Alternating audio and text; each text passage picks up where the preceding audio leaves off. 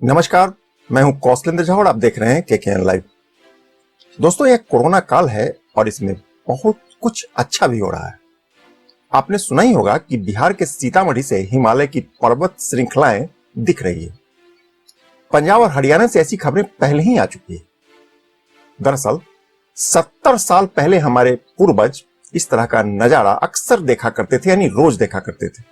किंतु हमने वातावरण को इतना दूषित कर दिया था कि दिन के उजाले में भी हम वो नहीं देख पा रहे थे जो हमारे पूर्वज अक्सर देखा करते थे। बात यही खत्म नहीं होती है, बल्कि आलम यह है कि आज नदियों का जल पारदर्शी होने लगा। नदियों का मटमैला पानी अब हरा और कचनार सा दिखने लगा। गंगा तो हरिद्वार तक पीने लायक हो चुकी है।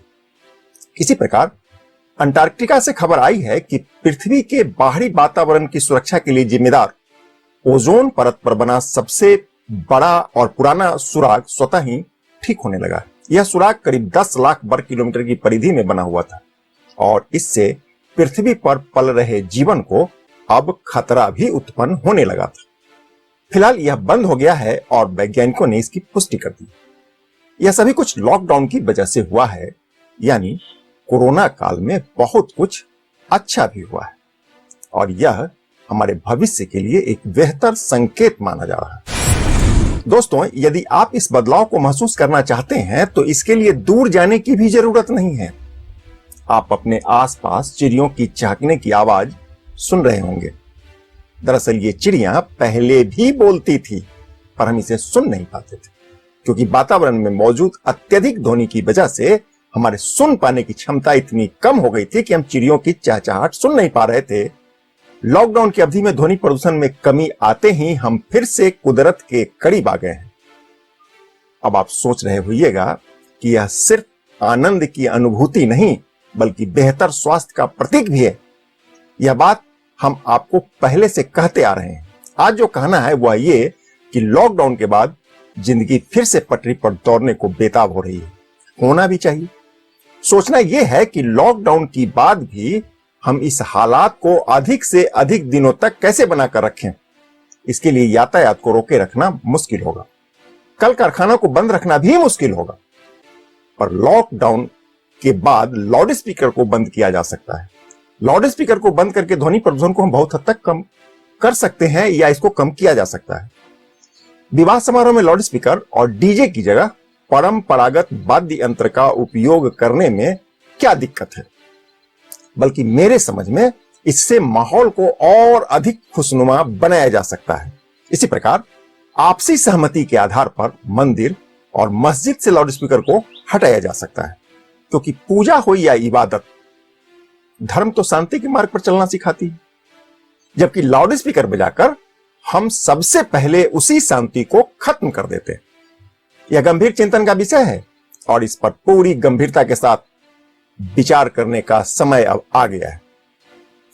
समाज को इस पर सोचना होगा, समाज के प्रबुद्धजनों को सोचना होगा और हमारे धर्म गुरुओं को भी सोचना होगा, क्योंकि लाउड स्पीकर से यदि हमने सबक नहीं ली तो आगे इससे भी अधिक कुदरत का कहर हमें झेलना पड़ेगा।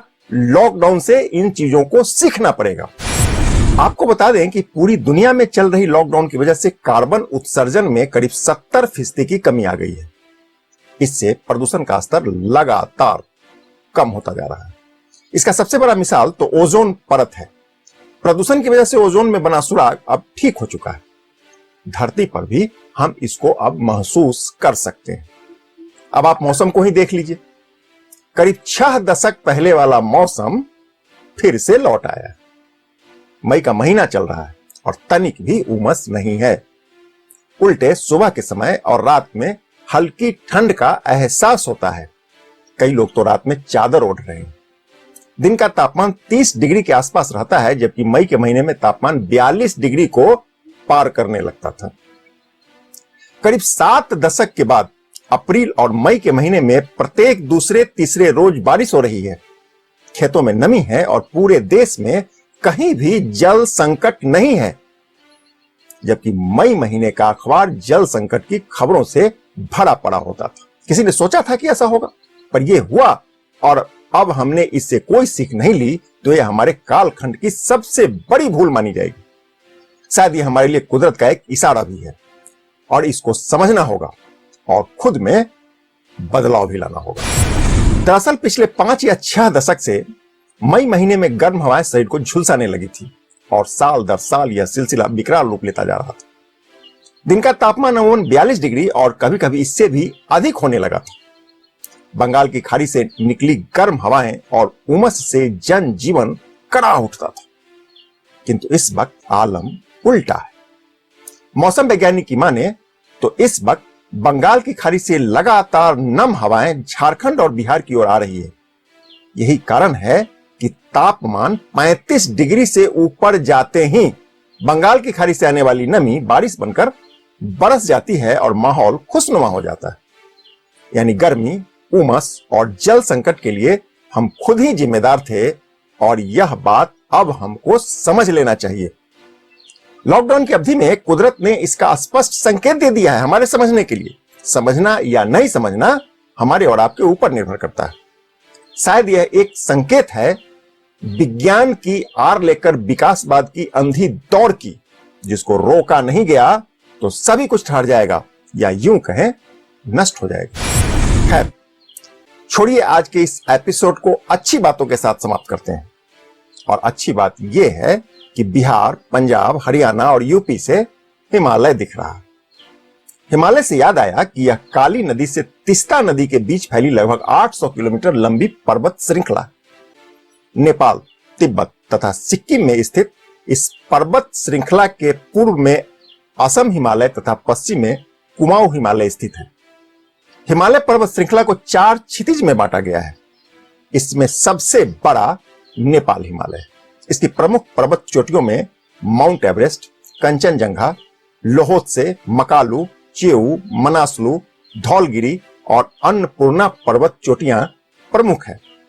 हिमालय के इस इलाके से कोसी, बागमती, गंडक तथा कर्णाली नदी का उद्गम होता है। यहाँ की प्रमुख घाटी काठमांडू घाटी के नाम से जानी जाती है। तो आज के लिए बस इतना ही। नमस्कार।